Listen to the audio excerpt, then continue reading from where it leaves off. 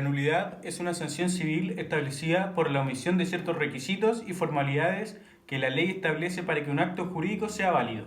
Según su naturaleza, podemos encontrar dos tipos de nulidad: nulidad absoluta y nulidad relativa.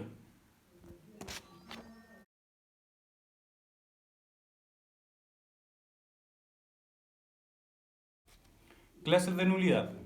Nulidad absoluta es una sanción civil impuesta a los actos ejecutados o celebrados con omisión de un requisito exigido por ley para el valor del acto jurídico, en consideración a su naturaleza o especie. Nulidad relativa, o rescisión como emplea el Código, se alude al acto por el cual las partes se restituyen a un estado anterior. La nulidad relativa es una sanción civil impuesta a los actos ejecutados o celebrados con prescindencia de un requisito exigido por ley para el valor del acto jurídico, en atención a la calidad o estado de las partes, que lo ejecutan o lo celebran. La regla general es la nulidad relativa, ya que en el artículo 1682, luego de señalar los casos de nulidad absoluta, en el inciso final agrega que cualquier otra especie de vicio produce nulidad relativa. Cabe señalar que la nulidad relativa está regulada por normas de orden público. Esto quiere decir que las partes no pueden renunciar a ellas al momento de contratar, sin perjuicio que puedan sanear el vicio posteriormente.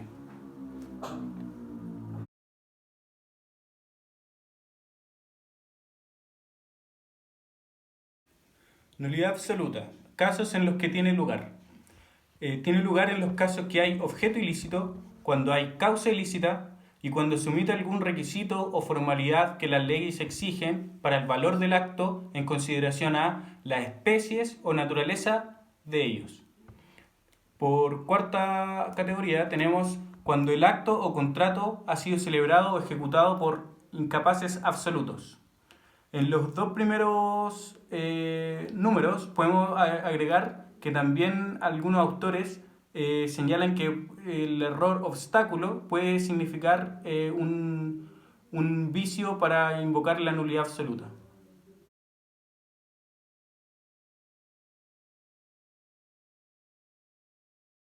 Características. Como ya hemos dicho, la nulidad absoluta busca proteger el interés de toda la colectividad y no el de ciertas personas. De este principio se podemos desprender ciertas características.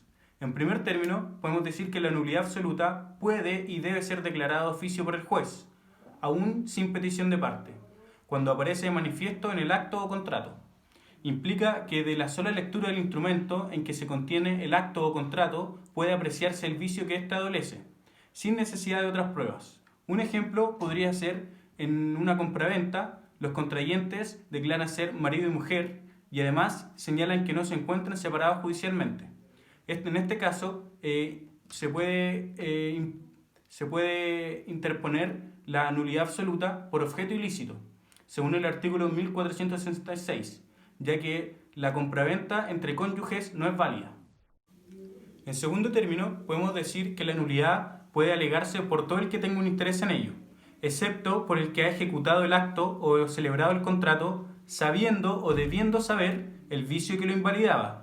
Puede solicitarse por un tercero, pero debe reunir ciertos requisitos.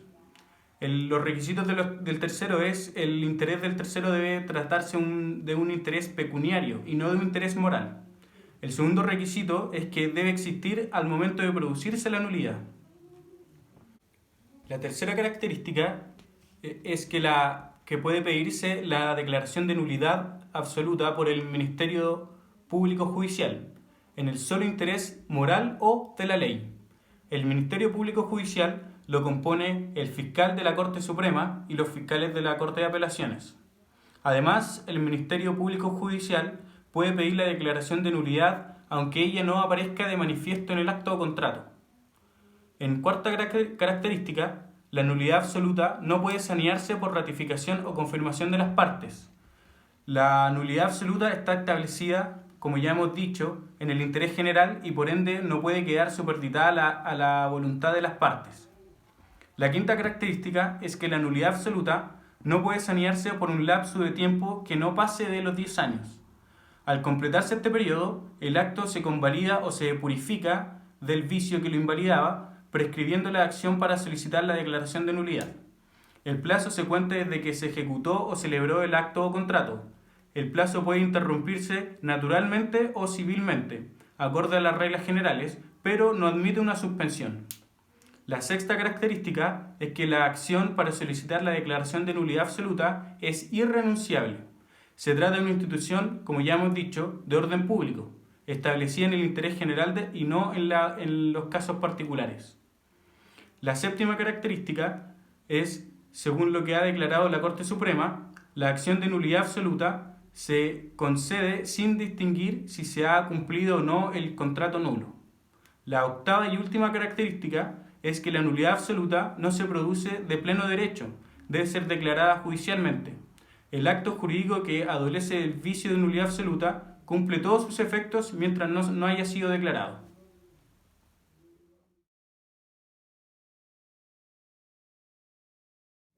Nulidad relativa. Casos en que tiene lugar. Como versa el inciso final del artículo 1682, cualquier otra especie de vicio produce nulidad relativa y da derecho a la rescisión del acto o contrato. Dichos casos son los siguientes. Primero, los actos realizados por los relativamente incapaces, sin actuar representados o autorizados por sus representantes. El segundo caso es los casos de error de hecho. El tercero, los casos de fuerza. El cuarto, los casos de dolo principal.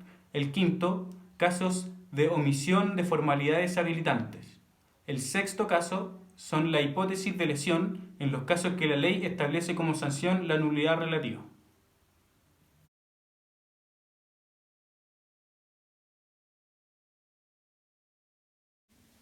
Características. A diferencia de la nulidad absoluta, la nulidad relativa está establecida para proteger los intereses de ciertas y determinadas personas. Por tanto, se desprenden las siguientes características. 1. Solo puede alegarse por aquellos en cuyo favor o beneficio lo han establecido las leyes o por sus herederos o cesionarios. No puede declararse de oficio por el juez, sino a petición de parte. Tampoco puede pedirse su declaración por el Ministerio Público Judicial en el solo interés de la ley. Un ejemplo podría ser quien contrata con un incapaz relativo no puede pedirla, solo puede ser invocada por el representante del propio incapaz, en cuyo beneficio la ley lo estableció. La segunda característica es que la nulidad relativa puede sanearse por el transcurso del tiempo, un lapsus que es inferior a la nulidad absoluta. Conforme al artículo 1691, el plazo es de 4 años. La tercera característica es que la nulidad relativa puede sanearse por la ratificación de las partes. La ratificación consiste en la confirmación del acto o contrato e implica renunciar a pedir la declaración de nulidad. Se justifica porque la nulidad relativa mira el interés particular de las personas y queda comprendida en la norma del artículo 12 del Código Civil. Una vez que se produce la ratificación, sus efectos son retroactivos, es decir, como si el acto jurídico hubiera nacido sin reparos judiciales. La cuarta característica es que la acción de nulidad relativa se concede sin distinguir si se ha cumplido o no el contrato nulo, al igual que la nulidad absoluta. La quinta característica es que la nulidad relativa no se produce de pleno derecho, debe ser declarada al igual que la nulidad absoluta por el juez.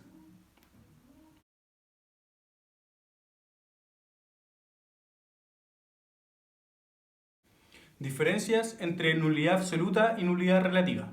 Las diferencias fundamentales son en cuanto a las causales para invocarla, la posibilidad de declararla de oficio por el juez o solicitarla en el Ministerio Público Judicial. En cuanto a las personas que pueden alegarla, en cuanto al lapsus exigido para su saneamiento, al cómputo del plazo y en cuanto a su posible ratificación o confirmación.